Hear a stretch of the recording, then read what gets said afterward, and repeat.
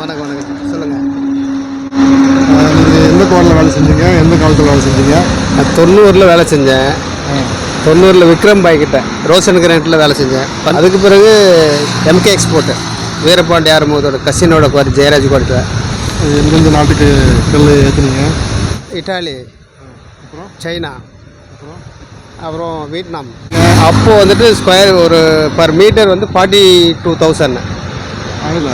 1990 90 ஒரு ஒரு container metre வரும். ஒரு கண்டெய்னரில் போது நமக்கு ஒரு 8-9 மீட்டர் வரும். 3 மீட்டர். ஆமாம் ஆமாம். மாதத்துக்கு எவ்வளோ ஏற்றுங்க? ஒரு மாதம் குறைஞ்சது ஒரு 150 மீட்ரு எக்ஸ்போர்ட் இட்டாலி.